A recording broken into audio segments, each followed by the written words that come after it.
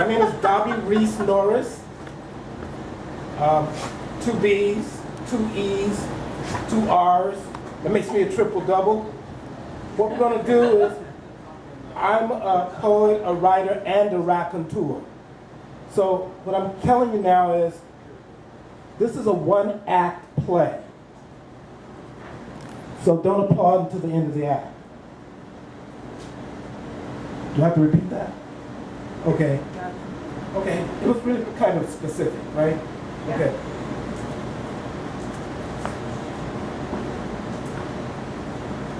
I have 3 chapbooks here. These 2 are new. This one is excellent. And how much are they? These 2 are 10 each. This one's 5, but you can have all 3 for 18. There's only 7 of these left. Thought I'd let you know. That one's excellent. I gotta go now. I gotta get it now.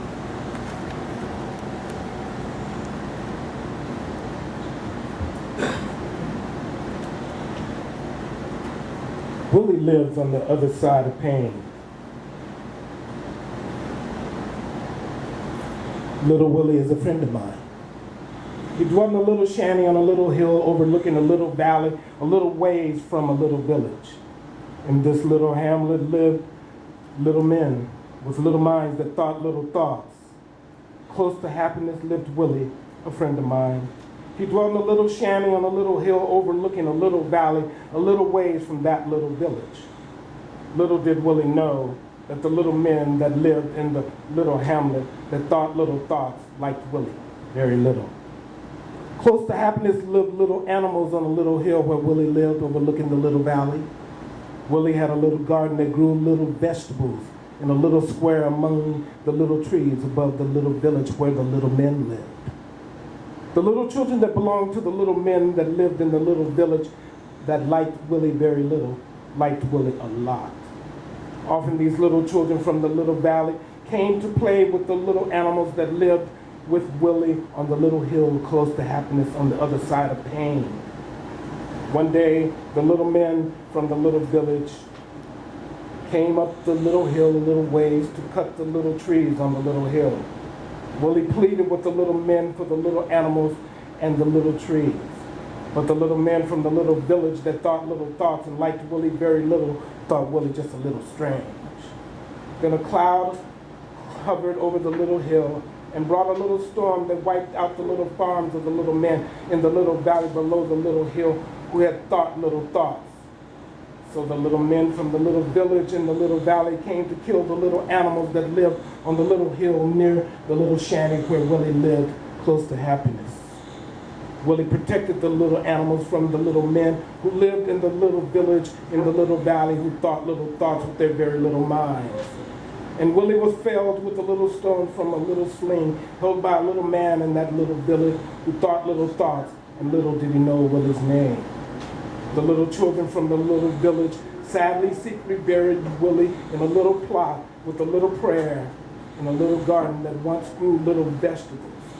And there they planted a little seed a little ways from Willie's little grave.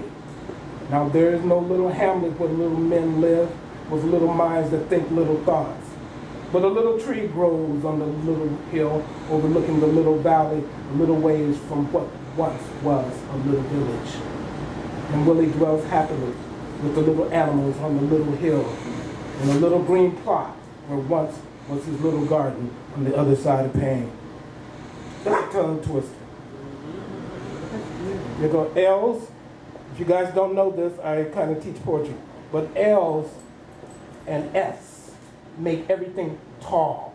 That's why we call it California. You know, things like that.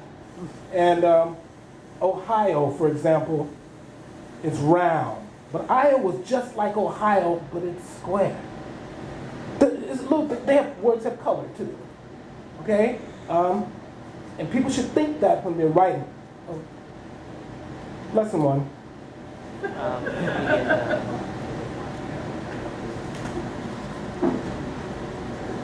So make it a song.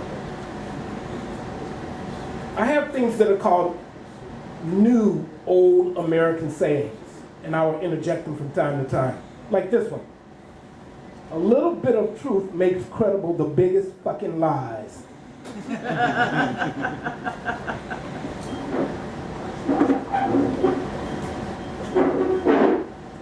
Love and friendship. Love and friendship are like the waters of rivers and streams, ever moving toward the ocean, the ideal, not like the waters of faucets, hot and cold, on and off.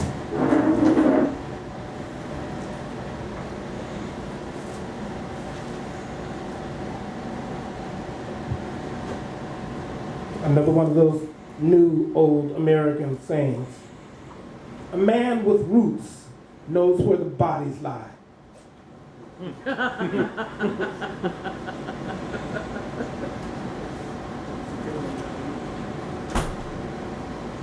East Memphis rhythms. The sloshing of the Grand Lady's water pushes off the side of the old river paddle boat and splashes onto the shore. The gamblers play for money. The young white boy plays the piano. The wheel turns and pushes. Mama pushed him to play, although he hated it then, playing with his sister and brothers. A splash of bourbon puts him in the mood, helps him find his groove. He plays, gambling with eternity. Pressing the untuned keys, finding something wonderful. The Negroes in the old days knew the upbeat of the downside of an untuned instrument that his parents, classically trained, could never understand. His recognition by the white folks didn't satisfy his soul, but the bills were paid and the pop tunes played to someone else's credits. He's really good, they say, playing those old tunes. They snapped their fingers in time with the imagined good old colored time, and he played on. Elton may laugh, Stevie Ray did laugh. Elvis may have grinned at the attempt, knowing what this man tried. Also knowing that he knew the facade was too great to make an R&B god or pop wizard, which was his goal. The young man played on, pushing the envelope of soul, licking the wet shore of soul, knowing how cold the wind of soul blew against him. Mr. Leadbelly tried to help, and so did Bessie, each dropping a tear in his direction. But the whip of their times dammed the waters, and the slow flow of the bourbon was his only comfort. Bill Street is a mall these days, and the white boy played on. He sang the songs of moot mules pulling and cotton chopping in the summer sweat. The gathered swayed, they clapped, unknowingly assured of the history, pretending to recall the beat of the tortured times. They swayed to the chariot's approach and the inevitable pain being lifted from those old field darkies' shoulders. The young white boy, caught up in the movement, played on, relating but not relating to that which had been and sometimes still is. The fingers of the bourbon moved him closer to the suffering, to the cross, to the crescendo. He stood, bowed, and retired to the next swallow in preparation for the next set. The smiling, beautiful young white boy, head swimmingly, would play on. Dedicated to Tommy Hackenberger, who grew up in Everett and passed away.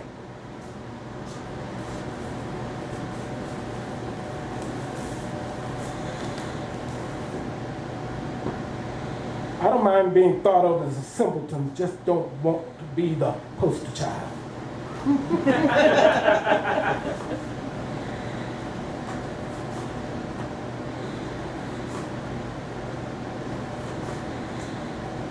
I'm clever, these are numbered. Oh, you are clever. Except I can't find number 4.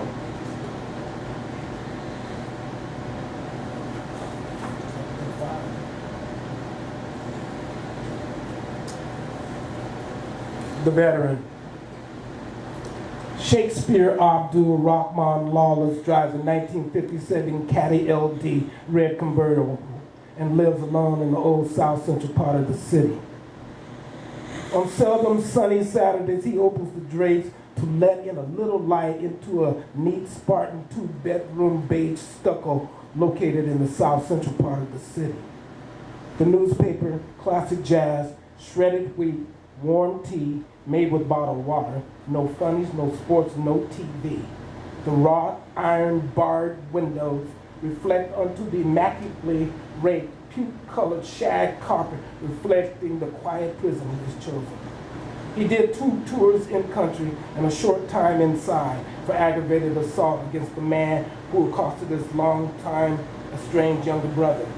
The judge had been lenient, citing his military record and extenuating circumstances. In Nam and incarceration had not been all that different. The booze, the regiment, the drugs, the sex, the saints, the aloneness, the sudden violence, and the constant watchfulness. Although he's back in the world, he's not of the world. He strides quietly to his workstation next to a pretty young Latino girl at the aircraft plant. He shuns to throw off the possibility of promotion. Sheikh is a religious man who never attends temple, synagogue, mosque, or church, preferring his God to be armed, dangerous, and strictly personal. He doesn't dream. He likes some white men and some white women, but trusts none, except for the unknown woman who tended his wounded and now recovered jewels, and the men who covered his back in the minefields of the elephant grasses of the sticky peanut butter rice patties. The brothers, he had learned, were not much more worthy. Twice he had been attacked near his home by glazed-eyed young black fools for his wallet and cash. He's considered a wonderful father to his children and a great lover by his women. He doesn't drink, he doesn't dream. Pet Rottweilers and Dobermans walk picking around the homes of his families located in the south central part of the cities. AKs in his arsenal and a Beretta in his pocket, watching his son slide down the metal ramp of the play structure he constructed in the backyard of his homes. The dogs playfully yapping and his daughter saying, "Daddy, I love you," is the only joy he allows. He doesn't drink, he doesn't dream, but in the eyes of his kids, he's forced to see the possibilities.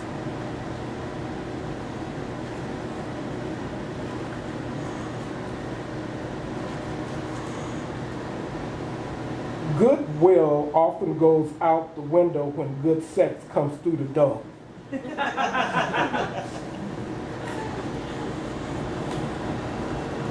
I swear these are going to be old sayings.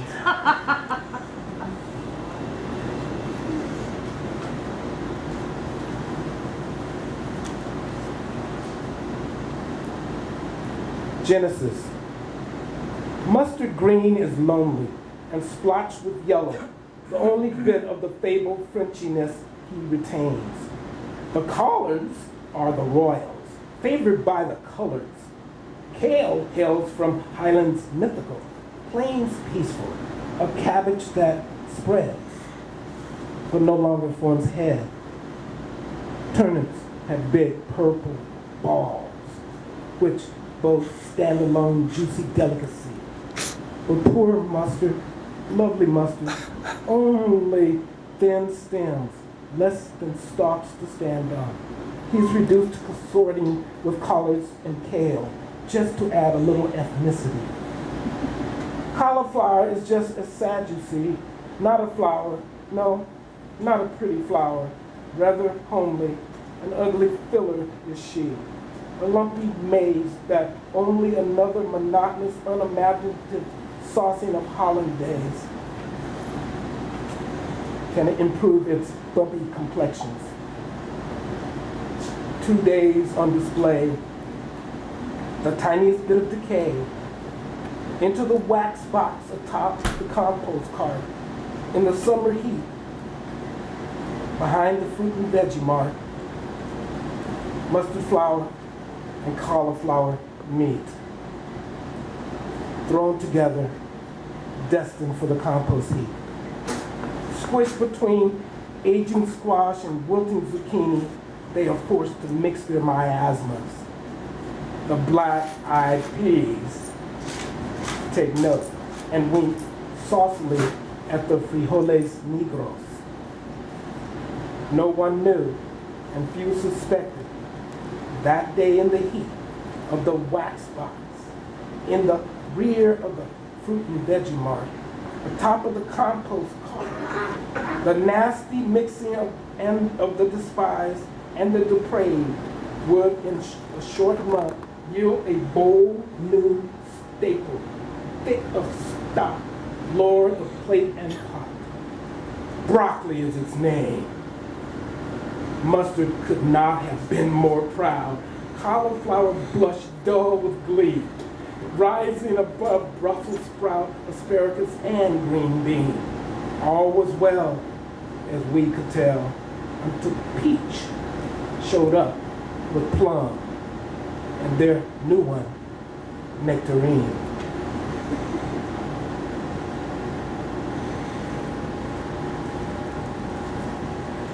B-flat blues. The rain slickens the runways and streaks the windows of the St. Louis Airport Lounge. St. Louis blues and brews, the slow melancholy blink of the neon sign beckons you on in. Belly up to the bar, it says. There's Budweiser on tap, Bud Light, Bud Ice, Michelob if you think you're fancy. Spigots topped with tiny trumpets, saxophone, and guitar sets. Warped licorice discs adorn the walls beneath the mirrored ceiling above the bar. An affected, wide-eyed busboy, chiseled from navy blue onyx, removes and remains the remains of a microwave barbecue ribs and cornbread lunch, mops the tables, empties the ashtrays, and sachets into the kitchen, grinning a private gold-capped smile. Vegas bound, blue-tinted, gray-haired ladies gesture staccato-like into the ozone with their cigarettes to the burdensome blues beat overhead. The down-home blues, the rock-bottom blues, the big city blues, the Bobby Blue Bland, and Blind Boys blues. One black patron sits, drinks, feels, glances at his watch, but doesn't listen. He despises the blues. He wants to abandon the blues. He remembers the blues, and you can have the blues. Can I help you, sir? The ebon female bartender flatly does her duty. Bourbon and crushed rocks, please. One more dollar and I'll make that a double. He nods. She spritz the glasses, chops and swirls the ice cubes in mechanical syncopation with the pervasive sound. The trombone moans, the clarinet whines. The rain drips from the arch over the nearby river, snaking the runway, streaking the windows. Simply the backdrop of the workaday earn your pay blues.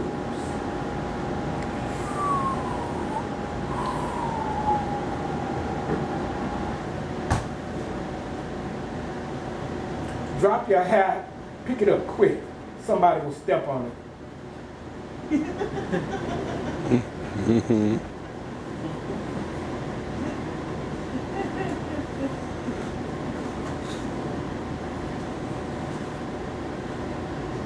I know there's a clock around here. Where is it? You got about 12 minutes if you want. Well, yeah. good.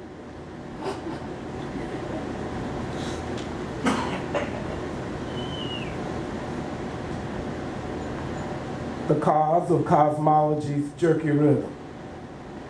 The big boys got together over cigars, brandy, ale, pen, and ink to decide whether God's gift had a rift. The cosmos burst forth from the black, they agreed.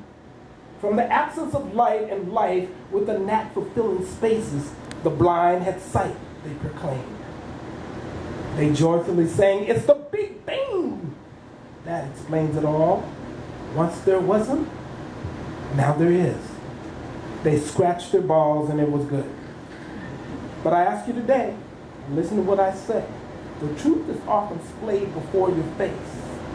The big boys must know, and the evidence will show the truth they seek is in the seeds they sow. Salmon die for it, sperm tadpole their way against the tide for it. It spits, it swallows. There's doom and there's bloom, but rarely gloom, a power without speak. It's the atomic womb of which I speak. The atomic womb, responsible for it all, culpable in it all this side of the tomb. It is the atomic womb from which all things flow, to which all things eventually go. Stars, comets, other rocks, hard, early morning crowing cocks, angels, demons, titans, trucks, pussies, ducklings, and Saturn's rings. This may sound brilliant, simple things usually are, but I assure you it is not. Just a slightly different look at something we always knew, or at least once was known. The evidence has shown, yes, that for every black hole there's a white one, there's alphas and there's omegas. I'm simply coming to my senses and pondered the mind's deeper recesses, then finally found not too far beneath the surface.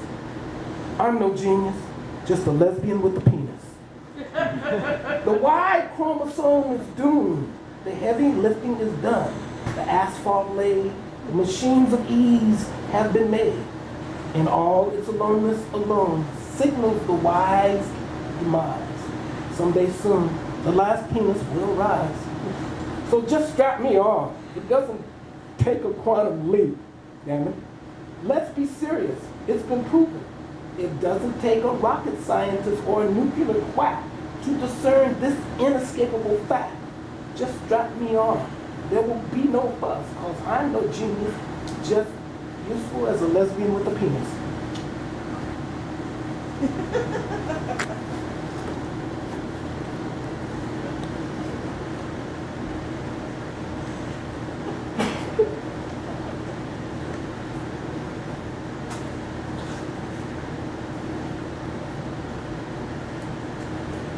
If you don't want the ripples, remove the source.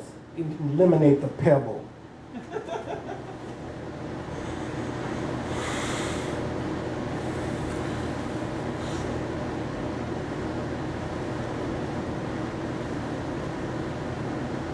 Alpine Kiss. Kiss is a little village south of affection perfection. It is often visited by both those seeking its promise of future satisfaction and those desiring immediate gratifications.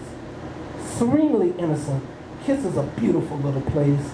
Cold, calm, glacial lakes in the valley and cliff caves adorning steep hillsides. Many wanderers have become lost in this place of natural wonders.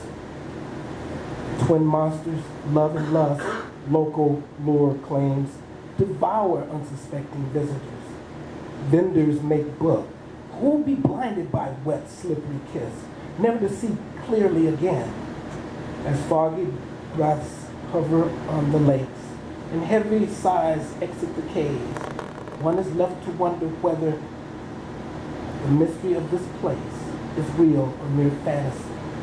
Adventurous hearts will forever venture here, will forever travel to this place to see if the miracle spoken of in legend is true, or just some mindful, watchful God's attempt at confusing one's dream of locating affection's perfection.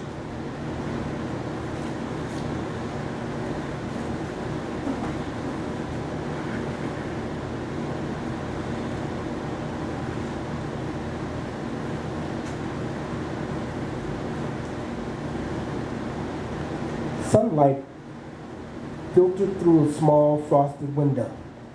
Water closet intimates. He opened the door, letting escape some of the trapped warm steam as he entered. Like a ivory swan, she sat on the floor of this sweaty phone booth which called up their sometimes operated assisted long-time affair, shaving her legs. Her bent head protected her face from the hot waterfall as she lathered and stroked, ankle to knee, ankle to knee. Washing his body gave rise to the fantasy of spying from the side of a jungle slope a lone Amazon bathing in a secluded Niagara pool. Rinsing the soap from his eyes, he parted the mythical fern leaves, seeing her lathering perfumed dark boyish hair. Eyes closed, she rose, discovering his body with quiet fingertips. Blindly finding the soap and loofah, she explored the regions of slippery cleaning, cleansing, and caressing. A playful smile in sightless face. Beauty is in the eyes of the blind.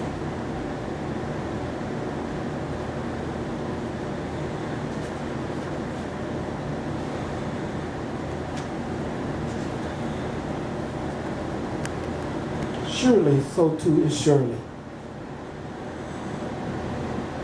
The mud that oozes between your toes, fertile and rich, covering the earth's soul, and that dark, expensive liquid gold that turned men to elks who once were does.